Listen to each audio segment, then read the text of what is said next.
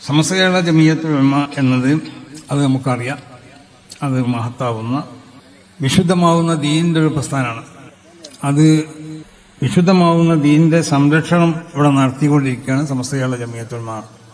ഭൗതികമായ എന്തെങ്കിലും താല്പര്യങ്ങൾക്ക് വേണ്ടി സംഘടിപ്പിക്കപ്പെട്ട ഒരു പ്രസ്ഥാനമല്ല സമസ്ത കേരള ജമിയത്തുൽ ഉലമ.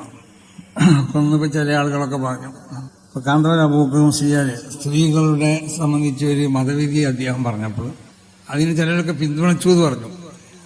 പിന്തുണച്ചാൽ പോരാന്ന് എനിക്ക് പറയാനുള്ളത്, നടപ്പിൽ വരുത്താൻ വേണ്ടി ശ്രമിക്കണം. അത് നടപ്പിൽ വരുത്താണ്ടല്ലോ അവരവരുടെ. അപ്പോൾ മതവിധി പല ഉസ്താദന്മാരും പറയും, അത് പറയുമ്പോൾ അതിൻ്റെ ഇതിലേക്ക് കൊഞ്ഞനം കാട്ടുകയല്ല വേണ്ടത്. അങ്ങനെയല്ലേ? ഇപ്പം എന്തെല്ലാം സമസ്ത കേരള ജമിയത്തുൽ പല മതവിധികളും പറയും. അതിനൊക്കെ പരിഹസിക്കുകയും അതിനെ എതിർക്കുകയും ചെയ്യുന്ന ആളുകൾ തന്നെ ഇവർക്കുള്ള സ്വാർത്ഥ താല്പര്യങ്ങൾ അല്ലെങ്കിൽ മറ്റുള്ള അവരുടെ താല്പര്യത്തിനോട് ഒത്തുകൊണ്ട് വരുമ്പോൾ, കാരണം അവർ എതിർക്കപ്പെടുന്ന രാഷ്ട്രീയ പാർട്ടികളുണ്ടാവും, ആ രാഷ്ട്രീയ പാർട്ടികൾക്ക് എതിരായി കൊണ്ട് ഉപയോഗിക്കപ്പെടാൻ പറ്റും ഈ ആയുധം എന്നുള്ള നിലക്ക് അതിനെ പിന്തുണച്ചു എന്ന് പറയാം. എനിക്ക് അവരോട് പറയാനുള്ള പിന്തുണച്ചാൽ മാത്രം പോരാ, നിങ്ങളുടെ സമ്മേളനങ്ങളിലും നിങ്ങളുടെ മറ്റുള്ള കാര്യങ്ങളിലൊക്കെ മതപണ്ഡിതന്മാർ പറയുന്ന വിധികൾ പൂർണ്ണമായും കൊണ്ടിട്ട് അംഗീകരിച്ചു കൊണ്ടിട്ട്, പ്രത്യേകിച്ച് ഇതുപോലുള്ള വിധികളൊക്കെ അത് സ്വീകരിച്ചു കൊണ്ടിട്ട് അത് നടപ്പിൽ വരുത്താനും കൂടി ശ്രമിക്കണം എന്നാണ് എല്ലാവരോടും പറയാനുള്ളത്, പിന്തുണച്ചവരോട്. അപ്പൊ പണ്ഡിതന്മാരാകുന്ന നമ്മളെ സംബന്ധിച്ചിടത്തോളം ഒരു വലിയൊരു ഉത്തരവാദിത്തമാണ് നമുക്കുള്ളത്. വേദഗ്രന്ഥത്തിന്റെ യഥാർത്ഥ സന്ദേശം അണികളിലേക്ക് എത്തിക്കണം. പിന്നെ അത് മറ്റു ജനങ്ങളുമായി പങ്കിടണം. ഭയക്കാതെ തെറ്റായ പാരമ്പര്യങ്ങൾ ചോദ്യം ചെയ്യണം. യുവാക്കളെ വിദ്യാഭ്യാസവും ചിന്താശേഷിയും വർദ്ധിപ്പിക്കാൻ സഹായിക്കണം.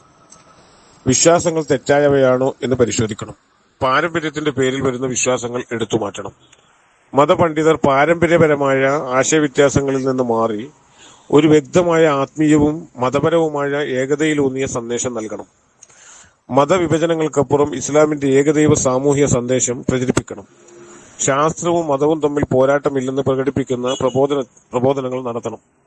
ഇസ്ലാമിക മൂല്യങ്ങൾ ദുരുപയോഗം ചെയ്യുന്ന തീവ്രവാദ കൂട്ടായ്മകളെ പൊതുനിലവാരത്തിൽ നിഷേധിക്കുകയും അവരുടെ പ്രവൃത്തികൾ മതത്തോട് യാതൊരു ബന്ധവുമില്ലെന്ന് വ്യക്തമാക്കി കൊടുക്കുകയും ചെയ്യണം.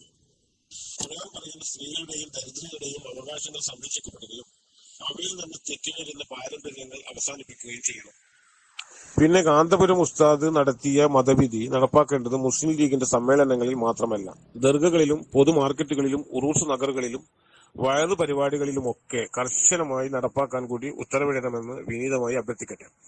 അതിലൂടെ ലോകത്തിനറിയാം ഈ മതവിധി അനുസരിക്കുന്ന എത്രമാത്രം അനുയായികൾ രാജ്യത്തുണ്ട് എന്ന യാഥാർത്ഥ്യം.